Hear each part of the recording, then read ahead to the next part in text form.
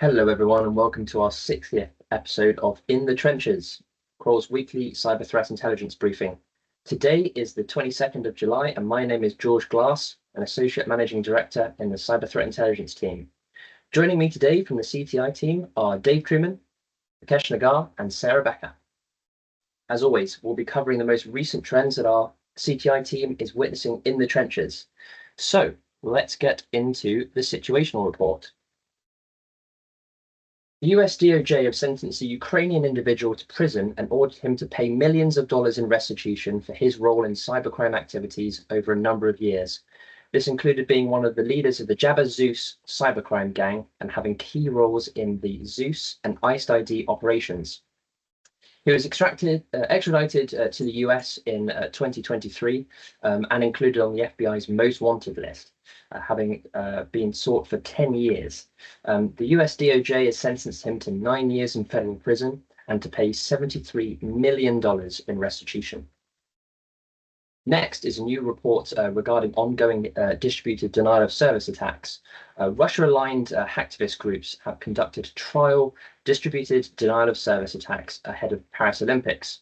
Notably, KTA 238, aka Hacknet, and KTA 345, People's Cyber Army, are also linked to KTA 029, also known as APT44 or Sandworm, have claimed responsibility for a series of DDoS attacks on French websites.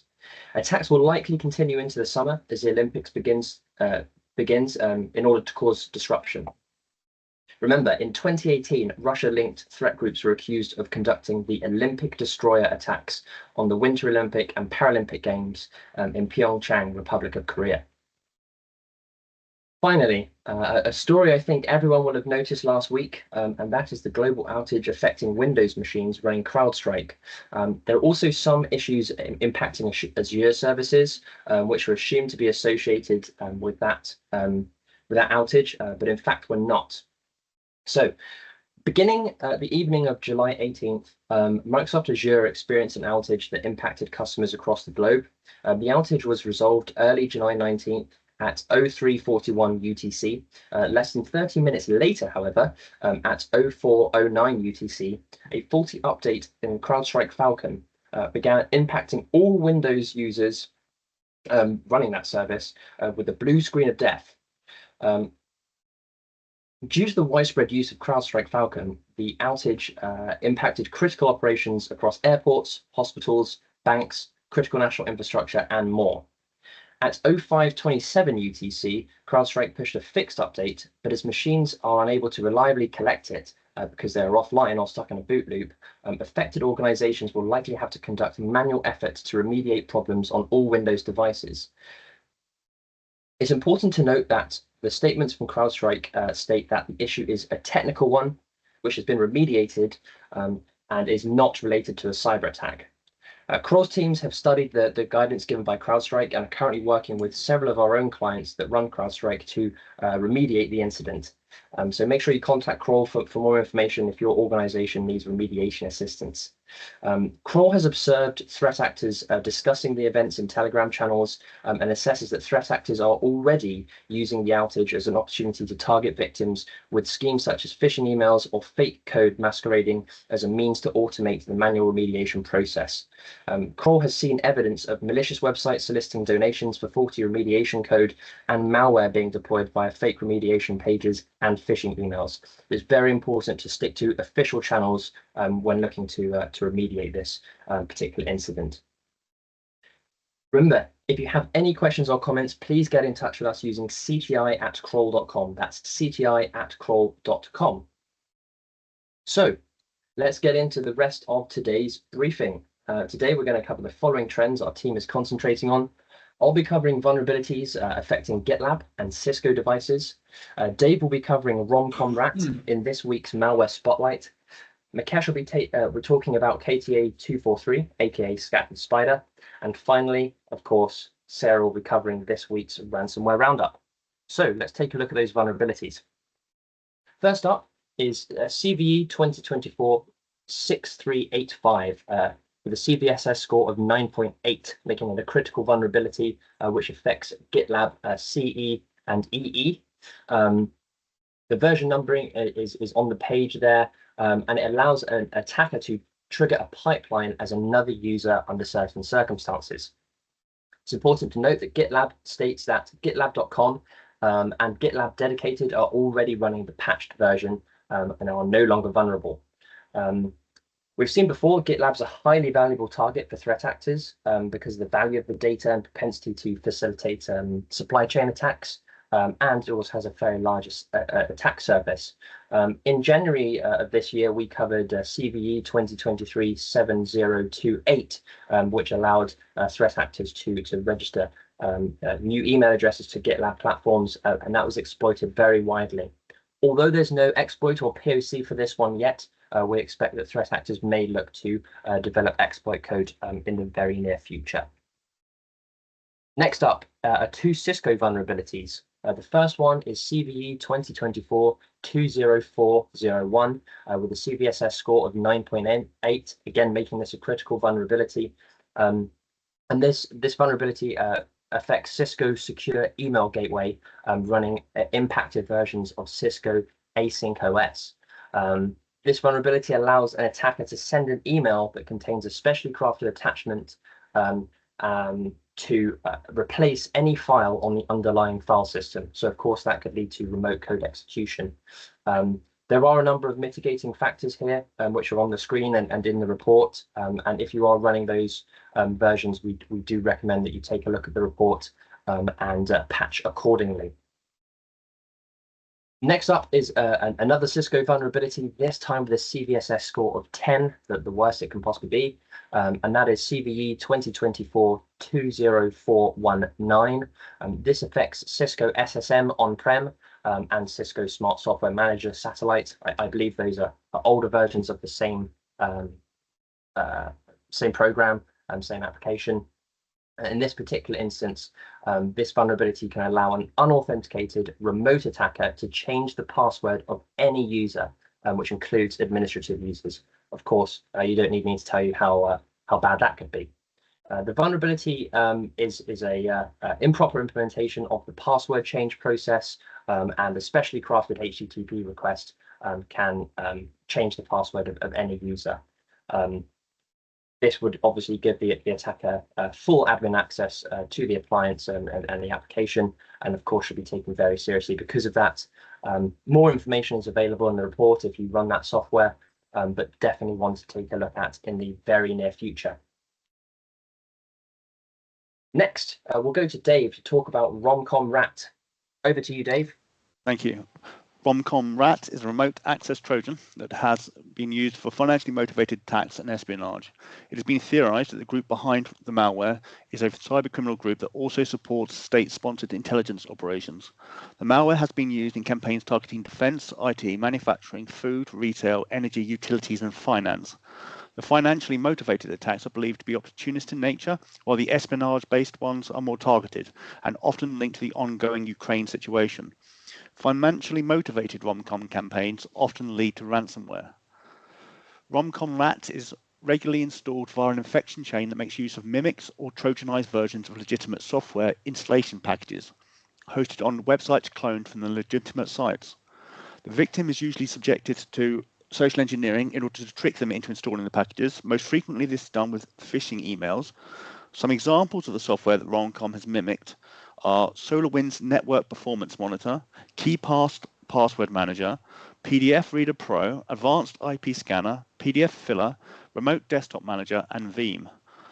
The fake software is often signed, but not with the official certificate, but with certificates sourced via other means. Some have been traced back to dummy companies. The malware is packed with VM Protect, a Russian software packer, and uses several anti-debugging and anti-analysis techniques, along with obfuscating key strings with XOR encryption.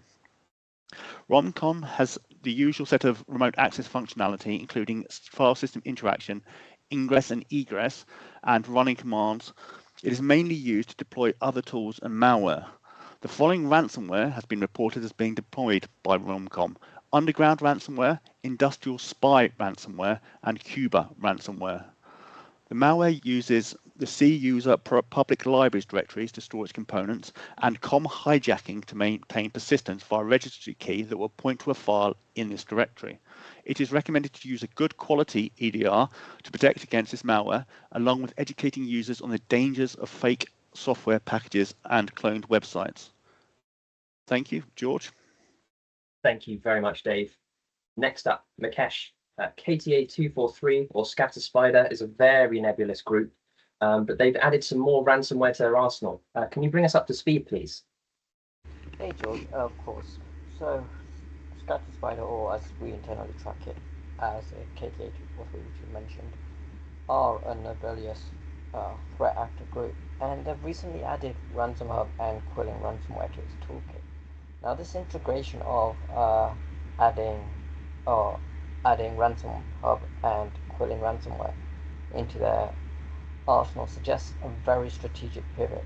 RANSOMHUB's negotiation platform indicates a shift towards a more professionalized ransomware operation, likely aimed at maximizing financial gain, where with QILIN's advanced evasion techniques show a clear intention to bypass current security infrastructure, indicating that the threat actor group is trying to stay ahead of the defensive trends that are currently out there.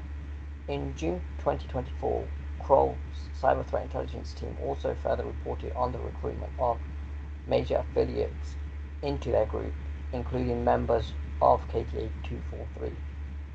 This recent observation of RANSOMHUB deployment attributed to KTA243 follows very closely to this story, with the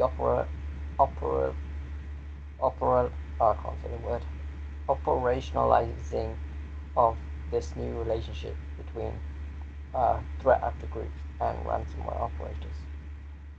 That's all from me, George. Back to you. Thank you very much, Mukesh. And last but by certainly no means least, Sarah Becker for our Ransomware Roundup. Over to you, Sarah. Thanks, George. So our first story today for our Ransomware Roundup is about Sexy Ransomware. They have been targeting victims since February of this year. They recently just rebranded to APT Inc., and this has been around June, researchers are saying. The ransomware group utilizes a leaked Babook encryptor to target the VMware ESXi servers, and they also use a leaked Lockbit 3 encryptor that targets the Windows servers. So since rebranding, this group has still utilized their own original methods of attacks and encryption, and then they are also still ransoming victims for amounts that can range from the thousands to upwards of millions of dollars. So some of the victims have come out and are publicly sharing their experience of being attacked by this group, with sharing details such as a ransom note or what may be within the ransom note and any other details.